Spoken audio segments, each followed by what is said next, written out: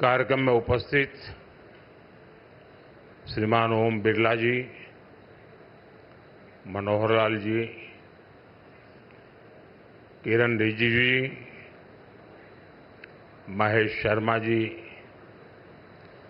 संसद के सभी सम्मानित सदस्यगण, लोकसभा के महासचिव,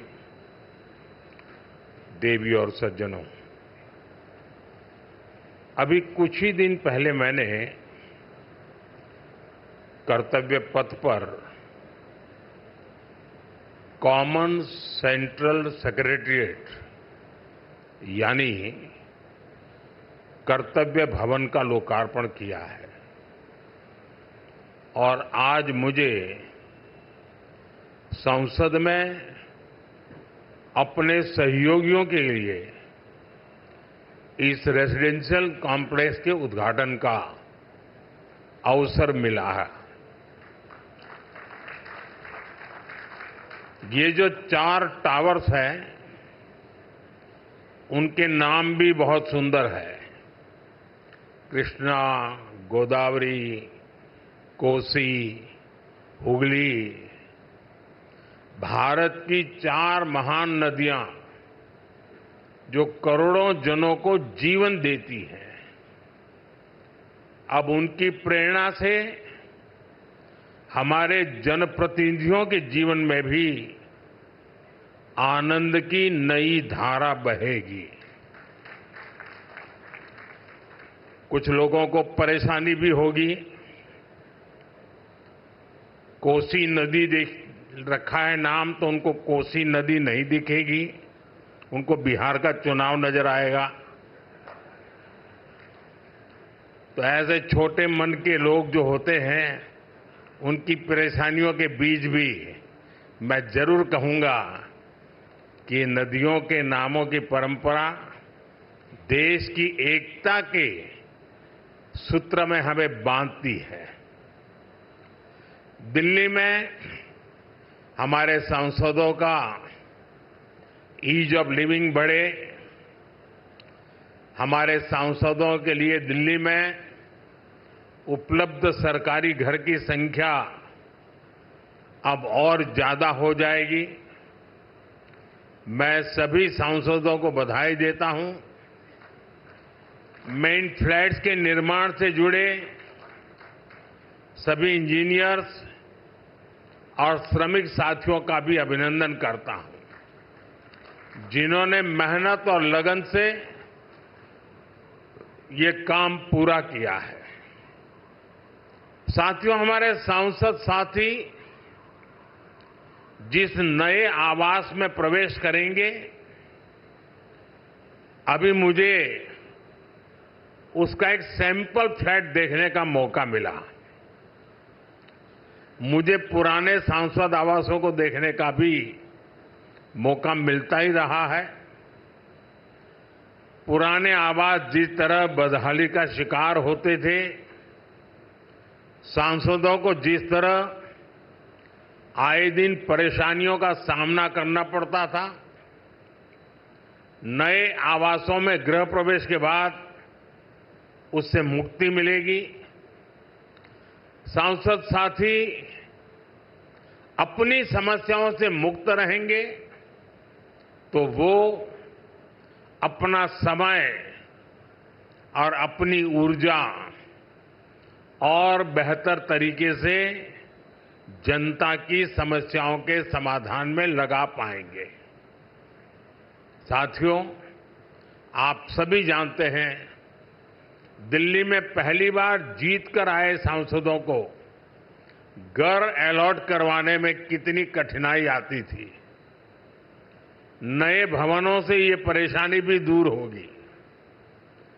एक मल्टी स्टोरी बिल्डिंग्स में 180 से ज्यादा सांसद एक साथ रहेंगे। साथ ही इन नए आवासों का एक बड़ा आर्थिक पक्ष भी है। अभी कर्तव्य भवन के लोकार्पण पर ही मैंने बताया था, अनेक मंत्रालय जिन किराए की बिल्डिंग में चल रहे थे, उनका किराया ही करीब 1,500 करोड़ रुपए साल भर होता था। ये देश के पैसे की सीधी बर्बादी थी। इसी तरह पर्याप्त सांसद आवास न होने की वजह से भी सरकारी खर्च बढ़ता था। आप कल्पना कर सकते हैं, सांसद आवास की कमी होने के बावजूद 2004 से लेकर 2014 तक लोकसभा सांसदों के लिए एक भी नए आवास का निर्माण नहीं हुआ था। इसलिए 2014 के बाद हमने इस काम को एक अभियान की तरह लिया। 2014 से अब तक इन फ्लैट्स को मिलाकर करीब 350 सांसद आवास बनाए गए हैं।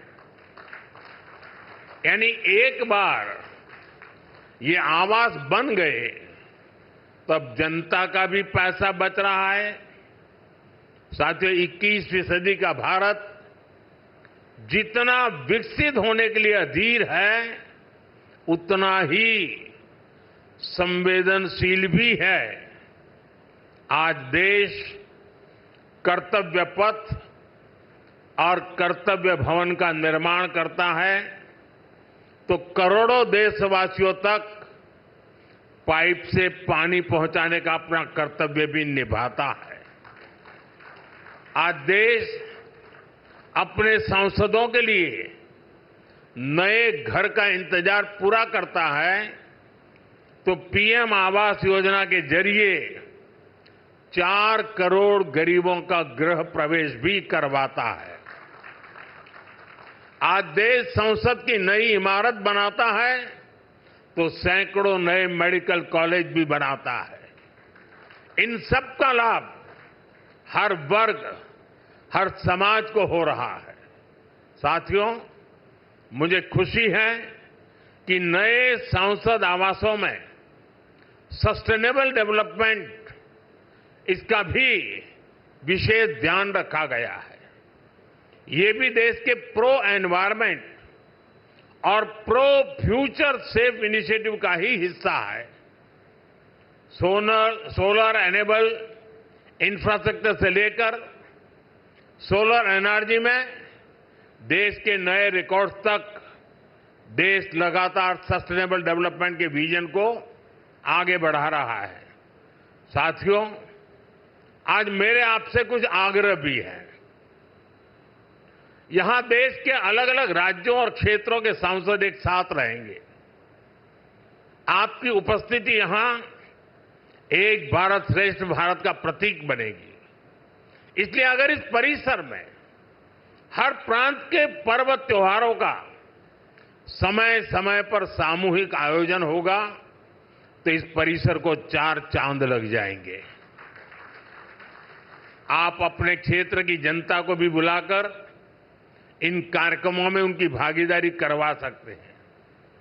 आप अपने अपने प्रांतों की भाषा के कुछ शब्द भी एक दूसरे को सिखाने का प्रयास कर सकते हैं। सस्टेनेबिलिटी और स्वच्छता, ये भी इस बिल्डिंग की पहचान बने, ये हम सबका कमिटमेंट होना चाहिए। न केवल सांसद आवास बल्कि पूरा परिसर हमेशा साफ स्वच्छ रहे तो कितना ही अच्छा होगा।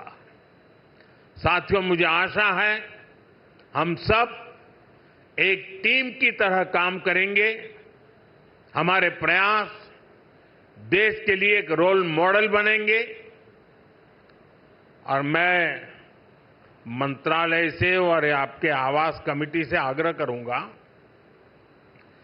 क्या साल में 2 या 3 बार ये सांसदों के जितने परिसर है उनके बीच स्वच्छता की कंपटीशन हो सकती है क्या? और फिर घोषित किया जाए कि आज ये जो ब्लॉक था वो सबसे ज्यादा स्वच्छ पाया गया। हो सकता है 1 साल के बाद हम ये भी तय करें कि सबसे अच्छे वाला कौन सा और सबसे बुरे वाला कौन सा, दोनों घोषित करे। साथियों, मैं जब ये नवनिर्मित फ्लैट देखने गया तो मैं जब अंदर प्रवेश किया तो पहला मेरा कमेंट था, इतना ही है क्या? तो उन्होंने कहा, नहीं साहब, ये तो शुरुआत है, अभी अंदर चलो आप। मैं हैरान था जी, मुझे नहीं लगता कि सारे कमरे आप भर पाएंगे।